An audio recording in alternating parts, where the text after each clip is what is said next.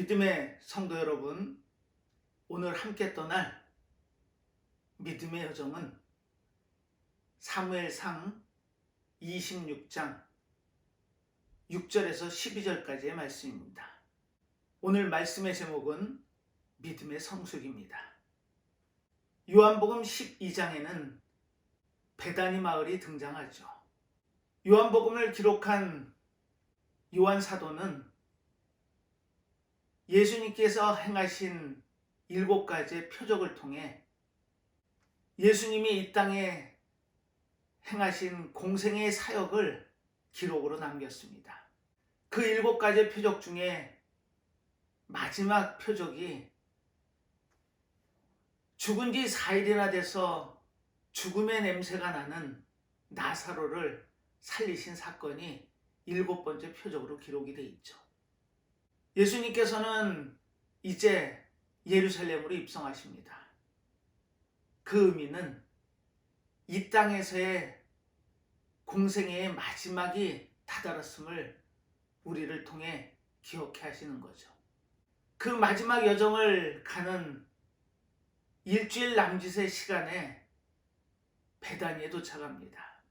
예수님께서 베다니에 도착하신 이유는 예루살렘으로 가기 위한 길목에 위치한 지리적인 이유도 있겠지만 대제사장을 비롯한 기득권 세력들이 예수님뿐 아니라 죽은 지 4일 만에 다시 살아난 나사로까지 해할 수 있다는 생각이 아마 드셨을 겁니다.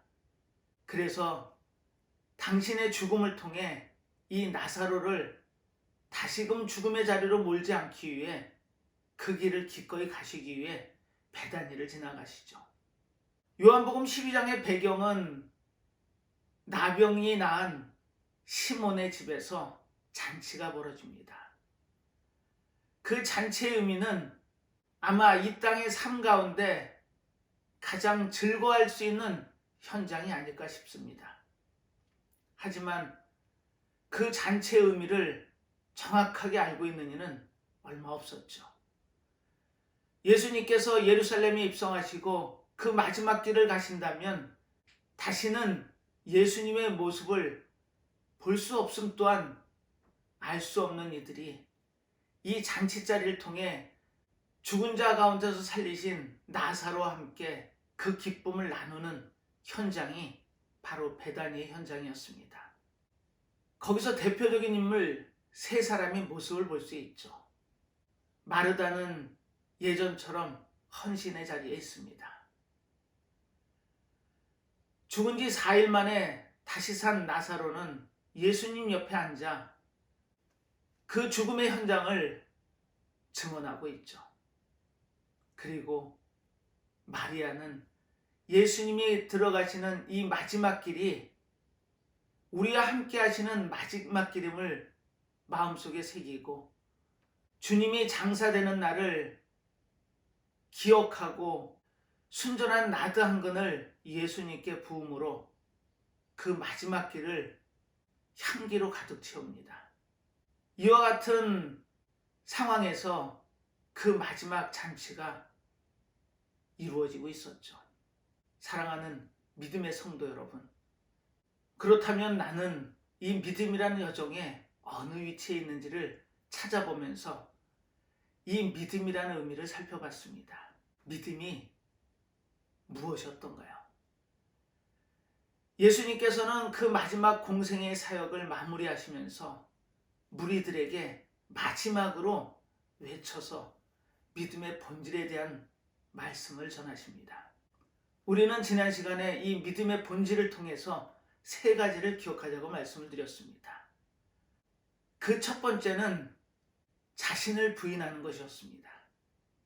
이 땅의 삶 가운데 사람의 영광, 즉 자기의 영광이 아니라 오직 예수 그리스도의 영광만을 볼 수 있는 그와 같은 믿음을 갖기 위해서는 내 자신이 죽어야 됩니다. 예수님의 말씀대로 나를 따라오려는 자는 자기를 부인하고 자신의 십자가를 지고 그 길을 따르라고 하신 말씀의 의미도 아마 거기에 있었을 겁니다. 우리는 자신을 부인하는 것입니다. 내가 죽지 않으면 하나님께 드릴 수 있는 제물이 될 수 없는 겁니다. 제물이 산채로 드려질 수는 없죠.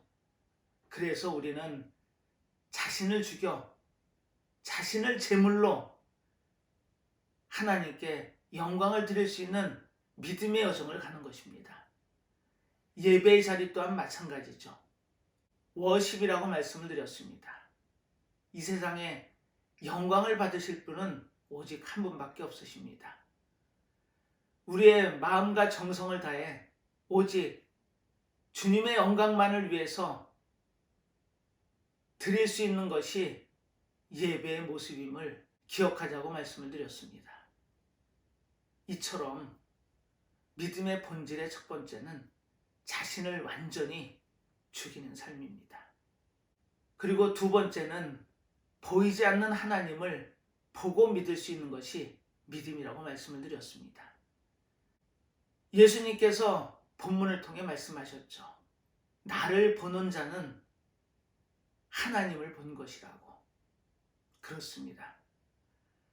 예수님을 믿는다 하는 고백 가운데 우리는 보이지 않는 하나님이 보이고 하나님과 함께 동행하는 삶을 사는 것이 우리의 믿음의 삶이었던 겁니다. 그래서 히브리 기자는 믿음은 바라는 것들의 실상이요 보지 못하는 것들의 증거라고 증언합니다.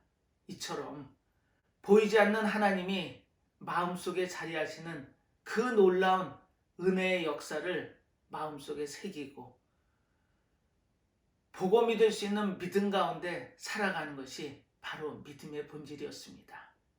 세 번째는 구원과 심판의 근거가 하나님의 말씀에 있음을 마음속에 새기자고 말씀을 드렸습니다. 이 땅의 모든 삶은 하나님의 말씀을 순종하느냐 아니면 하나님의 말씀에서 떨어져 세상과 함께 사느냐 그 차이가 있을 뿐입니다. 주님이 다시 오시는 그날 우리는 과연 말씀 따라 사는 삶을 통해 잘했다 칭찬을 받을 수 있는 구원의 여정으로 들어갈지 세상이 좋아 세상의 영광 자기의 영광을 위해서 열심히 살다 주님으로부터 심판의 자리에 놓이게 될지는 우리의 선택의 문제입니다. 주님께서 마지막 길을 가시면서 외쳐 무리들에게 말씀하신 그 말씀의 저희는 하나님의 말씀을 깨닫고 하나님이 주시는 그 놀라운 은혜 가운데 하나님이 주시는 구원의 삶을 얻기를 바라면서 당신의 희생을 통해 죽은 나사로를 다시 한번 죽음의 자리로 내몰지 않으시기 위해 지금 잔치자리에 앉아 계십니다. 그리고 외쳐 믿음의 본질이 무엇인지를 우리들에게 알려주고 계시죠. 믿음의 여정을 가는 사랑하는 믿음의 성도 여러분, 우리는 과연 믿음의 본질을 어떻게 알고 계시나요? 자신을 부인하고 보이지 않는 하나님을 보고 믿으며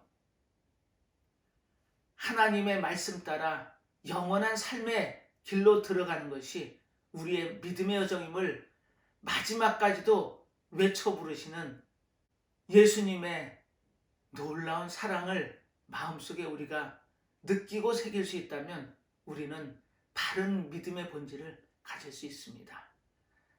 이 땅의 삶을 살아가면서 과연 내가 믿는 믿음의 본질을 깨닫고 마음속에 새기며 하루하루의 삶을 주님께 드릴 수 있는 삶을 살기를 바라면서 오늘 증거할 말씀을 전하도록 하겠습니다. 오늘 보는 본문은 사무엘상 26장입니다. 많은 믿음의 선진들 중에 우리는 믿음의 본질을 깨닫고 과연 믿음의 성숙이라는 주제에서 본받을 인물을 찾다가 오늘 사무엘상 26장에 등장하는 한 인물을 통해 우리의 믿음의 성숙에 대해서 살펴보려고 합니다. 오늘 본문은 사무엘상 26장 6절에서 12절까지의 말씀입니다. 오늘 상고해 볼 본문의 말씀의 제목은 믿음의 성숙입니다. 오늘 이 본문 말씀을 통해서 믿음이 성숙해져서 온전한 믿음의 여정을 갈 수 있는 우리가 되길 바라면서 오늘 말씀을 증거합니다. 우리는 성숙의 반대말은 미숙이라고 알고 있죠. 그렇습니다. 하지만 미숙과 성숙은 떨어져 있는 관계가 아니고 이어져 있는 관계입니다. 그 사이에 익숙이라는 단어가 들어가죠. 미숙한 믿음의 자리에서 성숙한 믿음의 자리로 들어가기 위해서는 바로 믿음의 익숙이 필요한 것입니다. 미숙한 자와 성숙한 자의 차이를 살펴보면 많은 차이가 있죠. 그 중에 한 가지를 든다면 아마 이런 의미가 아닐까 싶습니다. 미숙한 사람은 자신에게 고난이나 환난이 왔을 때 그것을 부정하고 멀어지길 원하죠.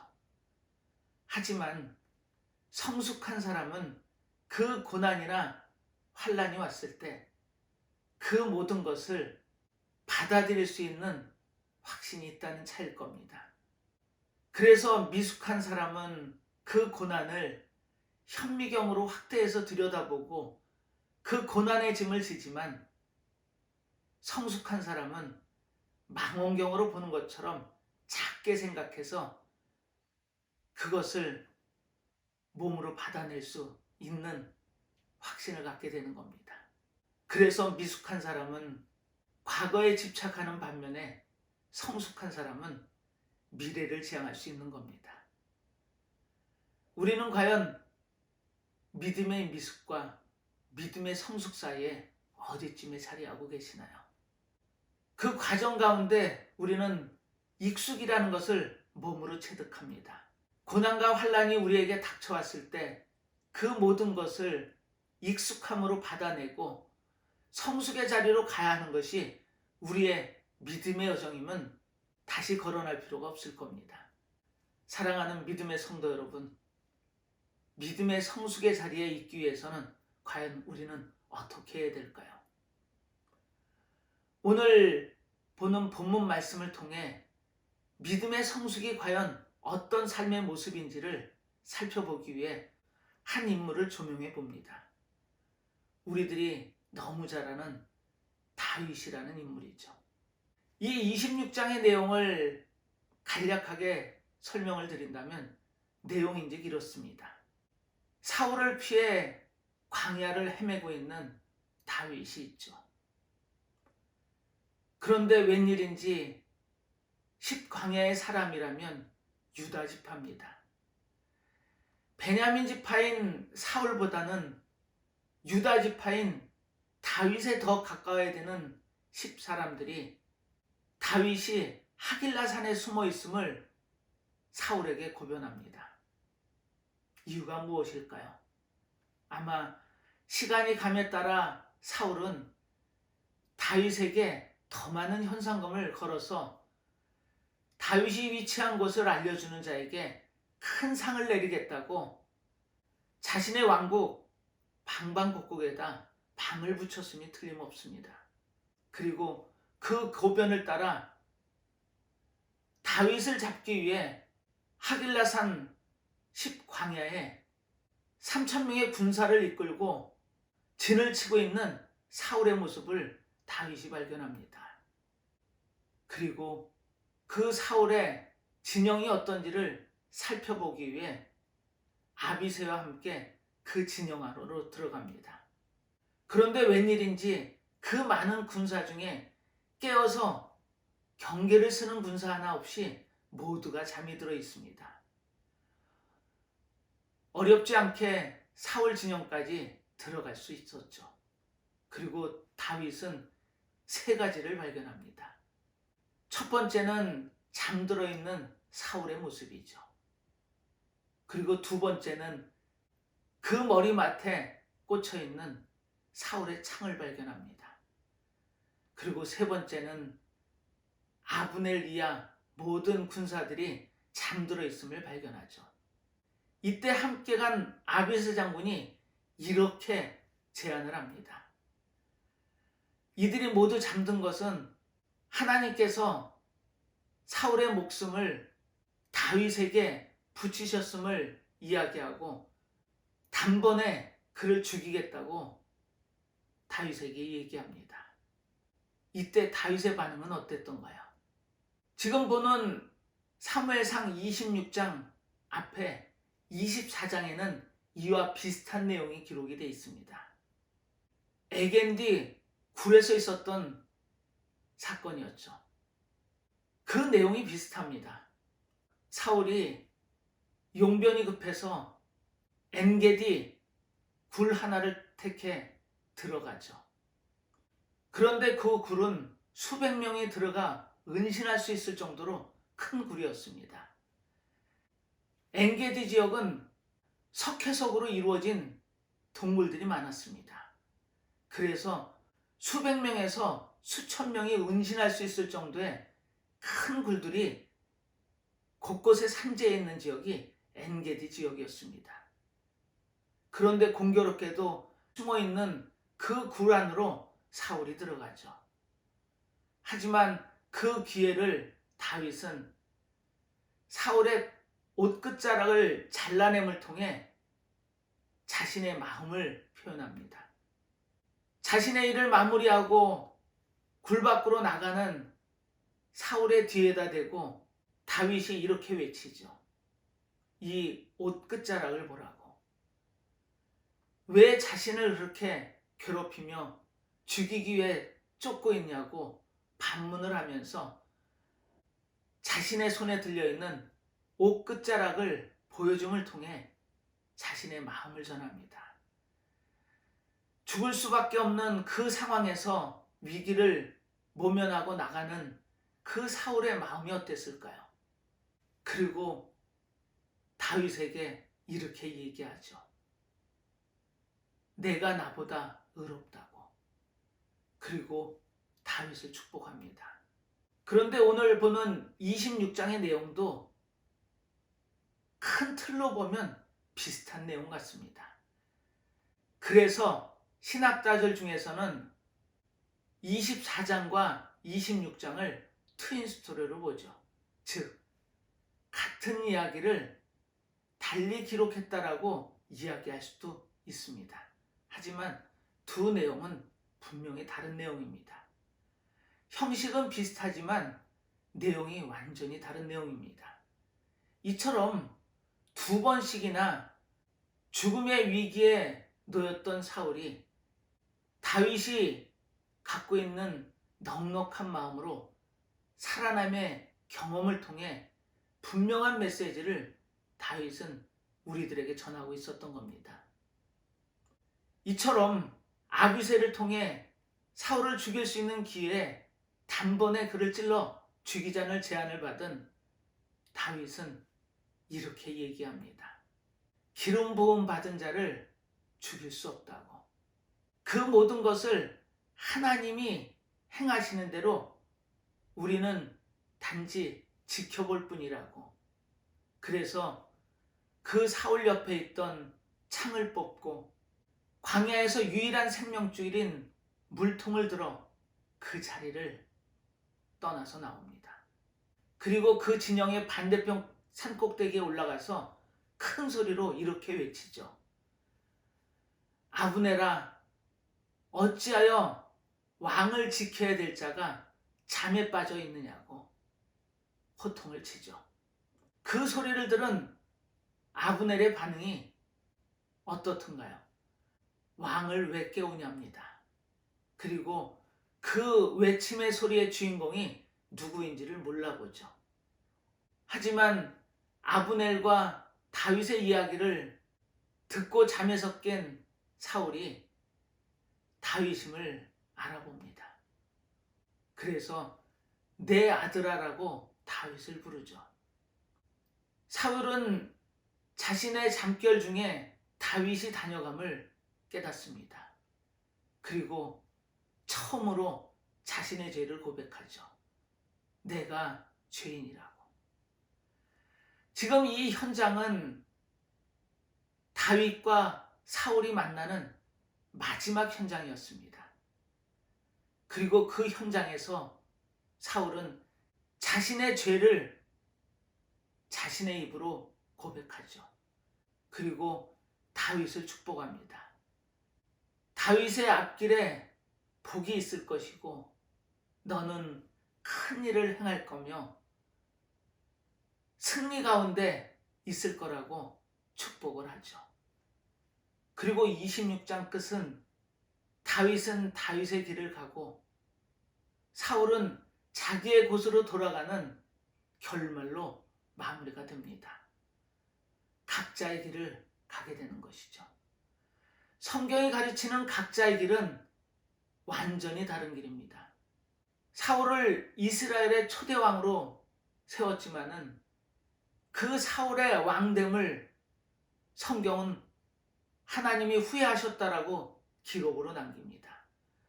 그 후회하셨다라는 의미는 사울을 안타까워하고 슬퍼하셨다라는 의미가 되겠죠. 그리고 다시금 기름을 부어 다윗을 왕으로 세워가십니다. 다윗이 세워가는 그 왕국의 의미는 하나님 나라의 이 땅의 실현을 정확히 예표하고 있죠. 사울의 왕국이 저물고 하나님의 나라의 정확한 예표가 되는 다윗의 왕국이 세워져감을 통해 우리는 오늘 믿음의 성숙이라는 의미를 살펴봅니다. 믿음의 성숙, 영적 성숙이라는 의미는 무엇일까요? 하나님은 다윗을 내 마음에 합한 자라고 말씀하셨습니다. 이처럼 믿음의 성숙은 하나님께 합한 자의 삶을 사는 것이 믿음의 성숙임을 우리는 마음속에 새겨야 됩니다. 오늘 본문을 통해서 다윗의 모습을 조명해 볼 겁니다. 과연 다윗은 어떤 삶의 모습이었길래 하나님의 합한 자로서 칭찬을 들었을까요? 오늘 이 다윗의 삶의 모습을 통해 우리는 믿음의 성숙으로 가기 위해 오늘 믿음의 여정을 떠납니다. 믿음의 성숙이라는 것은 첫 번째는 인생을 하나님께 온전히 맡기는 자의 삶이 믿음의 성숙이라고 이야기할 수 있습니다. 하나님께 맡긴다. 과연 우리는 내 삶을 하나님께 맡기고 계시나요? 그분의 뜻대로 모든 것을 이루어 가실 수 있도록 우리의 모든 전인격을 맡기는 삶이 바로 믿음의 성숙이었던 겁니다. 오늘 본문을 통해서 그 의미를 확인해 봅니다. 본문 10절의 증언입니다. 또 가로되 여호와께서 사시거니와 여호와께서 그를 치시리니 혹 죽을 날이 이르거나 혹 전쟁에 들어가서 망하리라. 이 의미는 무엇인가요? 이 의미를 정확히 깨달을 수 있는 본문이 트윈 스토리라고 하는 24장과 26장의 두 번의 사울을 죽일 수 있는 기회를 다윗은 살려보냄을 통해서 하나님의 합한 자로서 쓸 수 있었습니다. 그런데 25장에도 하나의 사건이 등장하고 있죠. 바로 나발의 사건입니다. 유다 광야 마온에 살고 있는 나발은 갈렙의 후예였습니다. 그 근방에 진치고 있던 다윗의 병사들을 통해 보호받은 경험을 갖고 있었던 인물이었죠. 그리고 양털을 깎는 축제가 벌어집니다. 그 당시에 양털은 1년에 2번씩 깎았죠. 엄청난 수확의 시기이며 축제의 시기였던 겁니다. 다윗은 그때 자신의 병사들을 보내 그 병사들이 먹고 마실 수 있게끔 해달라고 전원을 보내죠. 하지만 나발은 성경의 증언대로 이렇게 반응합니다. 다윗은 누구며 이새의 아들은 누구뇨? 알지도 못하는 자들에게 내가 무엇을 줄 수 있겠느냐고 얘기하면서 홀대에서 쫓아보냅니다. 이 이야기를 든 다윗이 나발을 치기 위해 400명의 군사들을 이끌고 나발의 진영으로 돌진해 들어가죠. 그런데 다윗이 나발을 공격하기에 온다는 소식을 나발의 아내 지혜로운 여인 아비가일이 듣죠. 서둘러서 먹을 것을 준비해서 다윗 앞에 섭니다. 그리고 나발의 잘못에 대한 용서를 구하죠. 그때 다윗은 이 지혜로운 여인 아비가일의 얘기를 통해 자신의 발길을 돌립니다. 그리고 그 시간에 왕 같은 잔치를 벌이고 있던 나발에게 이야기를 못한 아비가일은 그 다음날 정신이 깬 나발에게 바로 전날 있었던 일에 대한 사실을 구하죠. 그때 성경에서는 나발이 낙담하여 몸이 돌같이 굳었다고 기록이 되어 있습니다. 그리고 10일 남짓 시간이 지나 하나님께서 치셔서 나발이 죽습니다. 성경은 이렇게 기록하고 있죠. 한 열흘 후에 여호와께서 나발을 치심에 그가 죽으니라. 이처럼 나발은 다윗에 의해서 죽을 수 있는 상황이었습니다. 하지만 아비가일의 지혜를 통해 그 위기를 넘기죠. 하지만 하나님의 때 정확하게 그 시간이 이르러서 하나님이 나발을 치신 겁니다. 이처럼 다윗은 자신의 모든 것을 하나님에 맡길 수 있는 믿음의 사람이었습니다. 자신의 인생을 하나님께 맡긴다는 의미를 마태는 마태복음에 어떻게 기록했을까요? 온유한 자는 복이 있나니 저희가 땅을 기업으로 받을 것임이니라, 이렇게 기록이 되어 있습니다. 온유한 자의 의미가 무엇인가요? 사전적인 의미는 부드럽고 따뜻한 사람을 온유하다고 표현합니다. 하지만 성경에서는 거기에 이런 의미를 더하고 있죠. 하나님의 때를 기다리는 사람, 하나님께 자신의 온 인생을 맡길 수 있는 사람을 온유하다고 표현합니다. 구약 성경에는 이 온유라는 의미에 합당한 인물을 2명을 우리는 대표적으로 꼽고 있죠. 바로 모세와 이삭입니다. 모세를 민수기 12장에선 이렇게 기록으로 남기죠. 온유함이 지면의 모든 사람보다 승하더라. 이 온유함은 하나님께 모든 것을 맡긴 인생이라고 말씀을 드렸습니다. 그리고 또 한 명의 대표적인 인물이 있죠. 이삭입니다. 이삭은 그랄 지방에서 커다란 부자가 되죠. 그래서 블레셋 사람을 통해 시기를 받습니다. 정당하게 아브라함이 값을 지불하고 산 우물까지 빼앗기죠. 이삭은 아무 소리 없이 다른 우물을 팝니다. 그 우물 또한 마찬가지였죠. 그래서 르호봇에 가서 다시금 우물을 파죠. 이 르호봇이라는 의미는 땅이 넓다라는 의미입니다. 이처럼 이삭은 하나님의 때가 분명히 있음을 마음속에 새기고 모든 것을 온유함으로 받아낸 인물이 이삭의 삶의 모습이었습니다. 그리고 성경의 기록은 거기에 더해서 브엘세바까지 내려가 우물을 파고 거기서 살았다라는 기록을 통해 이삭이 갖고 있는 성품을 정확하게 표현하고 있죠. 이처럼 온유함이라는 의미는 하나님께 자신의 인생을 맡길 수 있는 믿음을 온유함이라고 표현하고 있었던 겁니다. 이삭은 대적할 수 있었을 겁니다. 하지만 하나님께 맡기고 인도하심을 통해 살아가는 삶을 살았던 겁니다. 그리고 르호봇이라는 넓게 줌을 통해 넉넉함으로 받고 그 삶을 영위했던 인물이 이삭이었던 거죠. 이처럼 우리는 믿음의 선진들의 삶의 모습을 통해 온유함의 의미를 알고 또 하나님께 나의 삶의 모든 것을 맡기는 삶이 무엇인지를 찾아봤습니다. 믿음의 본질 중에 첫 번째는 하나님께 모든 것을 맡기는 삶이었습니다.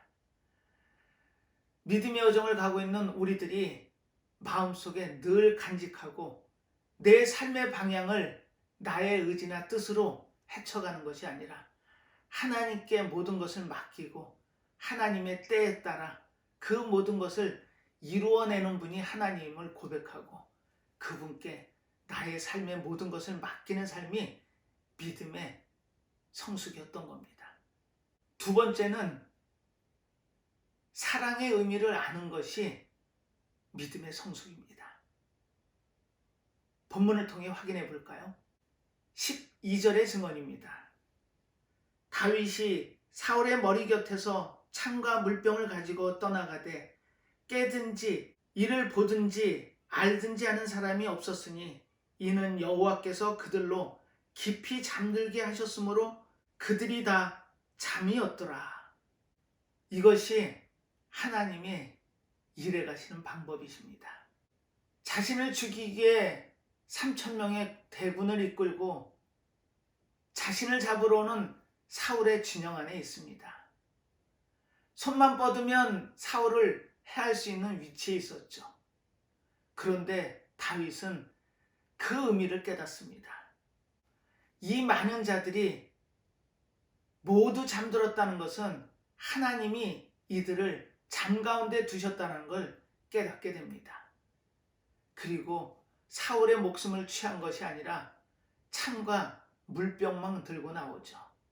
여기서 창의 의미와 물병의 의미는 무엇일까요? 왕들은 자기의 손에 호를 듭니다. 즉 왕권과 통치권의 상징이죠. 그런데 사울은 그렇지 않았습니다. 홀 대신에 창을 들고 있었죠. 그리고 자신의 마음에 맞지 않으면 그 창을 던져서 상대를 해하는 그와 같은 행동을 보인 인물이 사울이었습니다. 즉 자신의 왕권과 통치권이 그 창에서 나옴을 스스로 믿고 있었던 거죠. 굉장히 폭력적인 인물이 틀림이 없습니다. 다윗도 영문을 모른 채 그 창에 맞을 뻔한 적도 2번이나 있었죠. 다행히 그 창이 피해가 벽에 꽂히는 사건도 몸으로 겪어냈던 인물이 다윗이었습니다. 그런데 자신 앞에 놓여있던 그 창을 조용히 뽑아서 들고 나왔던 거죠. 그리고 2번째는 물병의 의미입니다. 지금 이 광야에서는 유일한 생명줄이 바로 물이었죠. 그 물이 담긴 물병을 들고 나왔다는 얘기는 생명을 들고 나왔다는 의미입니다. 즉 창과 물병을 들고 나옴을 통해 이제부터의 사울과 다윗의 역할이 완전히 뒤바뀌는 상황으로 놓이게 됐던 겁니다. 사울의 왕국은 저물어가고 하나님의 나라의 상징인 다윗 왕국이 세워져가는 과정을 설명하고 있죠. 창과 물병을 들고 나옴을 통해 그 왕권과 생명이 다윗 손 안에 있음을 하나님을 통해 증거하고 있었던 겁니다. 사랑하는 믿음의 성도 여러분, 이처럼 행동한 다윗의 삶의 모습의 의미는 무엇이었던가요? 다윗은 사울을 죽일 이유가 100가지가 넘었습니다. 하지만 그와 같은 상황에서도 다윗은 사울을 해하지 않죠. 이유는 딱 하나였습니다. 사울이 하나님으로부터 기름 부음 받은 자라는 것을 알고 있었기 때문입니다. 여기서 기름을 부음 받은 자라는 의미는 오늘날로 이야기하면 성령 충만함을 받은 자라는 의미가 될 겁니다. 즉 하나님의 자녀의 백성인 우리들을 의미하죠. 다윗은 그 사울을 해할 이유가 많음에도 불구하고 사울을 해할 수 없는 한 가지 이유 때문에 자신의 마음을 접습니다. 그것은 바로 하나님의 사람에 대한 사랑이었던 겁니다. 우리는 과연 이 땅의 삶을 살면서 얼마나 사랑을 몸으로 살아내고 계시나요? 다윗은 자신의 목숨을 걸고 그 사랑을 행했던 겁니다. 원수를 죽이지 않고 하나님께 모든 것을 맡기고 나올 수 있는 그 믿음, 그 믿음이 믿음의 성숙의 본이었던 겁니다. 우리는 여기서 하나님의 생각을 읽어봅니다. 깊이 잠들게 함을 통해 다윗이 사울을 해침을 하나님은 막고 계셨던 거죠. 여기서 잠이라는 의미가 무엇일까요? 여기서 깊은 잠은 원문에 타르데마라고 기록이 되어 있습니다. 그런데 그 의미를 정확하게 들여다보면 바로 죽음이라는 쉐마라는 글로 연결이 되죠. 깊은 잠은 죽음을 의미했던 겁니다. 그렇다면 이 죽음의 의미가 무엇일까요? 성경에 보면은 이 깊은 잠을 여러 곳에서 죽음이라는 의미로 표현하고 있죠. 하지만 그 죽음은 끝나는 죽음이 아니었습니다. 정확하게 예수 그리스도의 십자가의 희생을 의미했죠. 그 희생을 통해 새로운 삶의 길이 열립니다. 즉, 잠은 영원한 삶의 의미였던 겁니다. 창세기 2장에 보면 하나님께서 아담을 깊은 잠에다 두시죠. 그리고 갈비뼈를 취하셔서 하와를 지으십니다. 여기서 이 갈비뼈의 의미는 예수 그리스도께서 십자가에 해를 당하실 때 자신의 몸에 물과 피를 다 쏟기 위해 옆구리에 창을 맞으시죠. 바로 그 옆구리의 의미가 아담의 갈비뼈의 의미와 같은 의미로 쓰입니다. 즉, 아담의 갈비뼈를 통해 하와가 나오듯이 예수 그리스도의 그 십자가의 희생을 통해 오늘의 우리인 교회가 탄생함을 예언적으로 예표한 사건이 깊은 잠의 의미였습니다. 창세기 12장에는 아브라함을 깊은 잠에 두시죠. 그리고 그 잠 가운데 횃불 언약을 통해 이 땅에 아브라함을 통한 모레알 같은 많은 민족을 약속을 하시면서 잠 가운데 그 의미를 전하시죠. 그리고 시편 127편에는 다윗이 사랑하는 아들 솔로몬에게 지어서 준 시의 내용 중에 사랑하는 자에게는 잠을 주시는 도다라는 식구를 통해 잠의 의미를 전하고 있습니다. 이 잠은 새로운 생명, 영원한 생명을 의미합니다.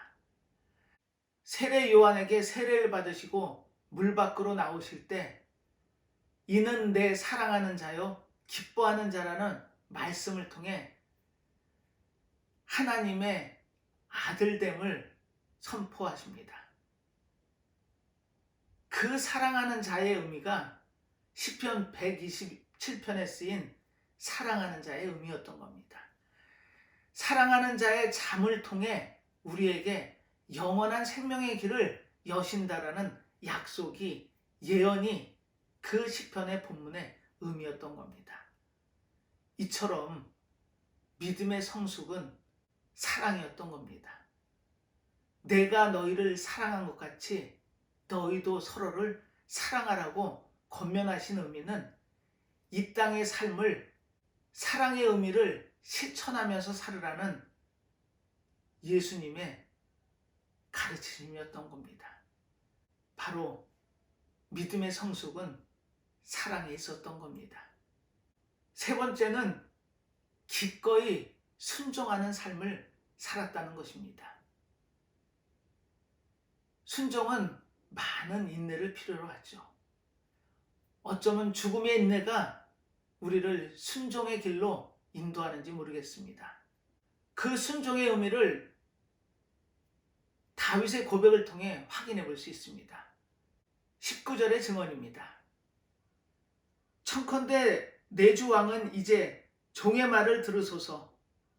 만일 왕을 격동시켜 나를 해하려 하는 이가 여호와시면 여호와께서는 제물을 받으시기를 원하이다마는 만일 인자들이면 그들이 여호와 앞에 저주를 받으리니 이는 그들이 이르기를 너는 가서 다른 신들을 섬기라 하고 오늘날 나를 쫓아내어 여호와의 기업에 붙이지 못하게 함이니이다. 그렇습니다. 다윗은 지금 하나님의 뜻이라면 자신의 목숨까지도 내어 하나님 앞에 제물로 드리겠습니다라는 자신의 믿음의 고백을 하고 있습니다. 이것이 순종의 모습입니다. 이 땅의 삶을 살면서 우리는 순종의 시험에 들 때가 많죠. 어쩌면 가장 어려운 것이 순종의 모습일 수 있습니다. 하지만 죽기까지의 순종이 없다면 우리는 그 죽음을 부득이하게 반드시 맞게 되는 것이 죽음임을 압니다. 그렇다면 우리는 순종의 죽음을 향하시겠습니까? 아니면 부득이한 죽음을 향하시겠습니까? 오늘 본문에는 두 명의 장군이 등장하죠. 한 인물은 다윗의 누나인 수르야의 아들 아빗의 군대장관입니다. 그리고 또 한 명은 사울의 숙부인 넬의 아들인 아브넬이 있죠. 개인적으로는 다윗의 조카가 아비새입니다. 그리고 사울의 동생이 아브넬이죠. 두 사람의 모습은 상반됩니다. 아비새는 마음속에 야심도 있는 인물이었죠. 하지만 끝까지 다윗의 곁을 지킵니다. 심지어는 블레셋과의 전투에서 다윗이 죽을 위기에 빠지죠. 하지만 아비새 장군이야 몇 명의 군사들이 죽음을 마다하지 않고 다윗을 지켜냅니다. 그런데 아브넬은 어떤가요? 블레셋과의 전투에서 요나단을 비롯한 세 아들과 사울이 죽어나갈 때 자신의 주인인 사울을 지켜내지 못합니다. 그리고 나라의 운명이 완전히 상이하게 갈리죠. 다윗은 다윗의 길을 가고 사울은 사울의 길을 갑니다. 그리고 훗날 이 아브넬은 사울의 아들인 이스보셋을 북10지파를 규합해서 왕으로 세우죠. 하지만 성경의 기록대로 아브넬이 잘못했을 때 이스보셋이 책망하자 오히려 큰 소리로 되묻습니다. 내가 아니었으면 어떻게 왕의 자리에 있었겠냐고. 그런 호통소리를 듣고 이스보셋은 한마디도 못했다고 성경에 기록된 걸로 보면 아브넬의 면면을 볼 수 있습니다. 이처럼 우리는 성경에 나오는 여러 사람의 모습을 통해 순종의 의미를 깨닫습니다. 오늘 성경 본문을 통해서 우리는 다윗의 삶의 면면을 살펴봤습니다. 이 다윗을 통해서 믿음의 성숙의 의미도 찾아봤습니다. 믿음의 성숙은 세 가지로 집약할 수 있습니다. 첫 번째는 하나님께 모든 것을 맡기는 삶을 사는 다윗의 모습을 통해 믿음의 성숙을 받습니다. 그리고 두 번째는 사랑을 실천하는 다윗의 삶을 통해 믿음의 성숙을 받죠. 그리고 세 번째는 죽기까지 순종하는 그 모습을 통해 하나님께서 다윗을 영원한 하나님의 나라를 세워가는 모델로 세우신 겁니다. 이 땅의 삶을 살아가는 믿음의 여정 가운데는 성도 여러분, 우리는 과연 어떤 믿음의 삶을 살고 계시나요? 오늘 이 본문을 통해서 우리는 믿음의 성숙이 무엇인지를 찾아봤습니다.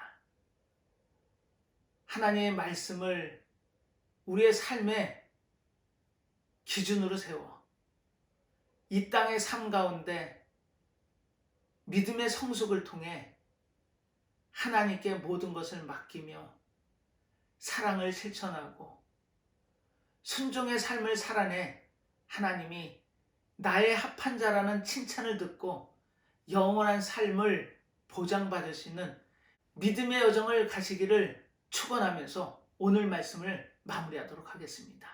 기도하겠습니다. 하나님 아버지, 오늘도 저희들에게 귀한 말씀을 통해 믿음의 성숙이 무엇인지를 알려주셨습니다. 다윗이 하나님께 합한 자라는 칭찬을 들을 수 있었던 것은 믿음의 성숙이었습니다. 믿음의 여정을 가면서 미숙한 삶 가운데 있는 저희들이 다윗의 모습을 통해 믿음의 성숙의 길로 들길 원합니다. 다윗은 하나님께 모든 것을 맡기는 삶을 살고 사랑을 실천하며 죽기까지 순종하는 삶의 모습을 보였습니다. 저희들 또한 주님께서 믿음을 허락하시고 은혜 가운데 삶을 통해 하나님께 맡기는 삶, 사랑을 실천하는 삶, 죽기까지 순종하는 삶을 살기를 간절히 원합니다. 저희들에게 힘 주시고 능력 더하셔서 매일매일 삶 가운데 믿음의 순종의 삶을 살기를 간절히 바라고 원하며 모든 말씀 예수님의 이름으로 기도드리옵나이다. 아멘.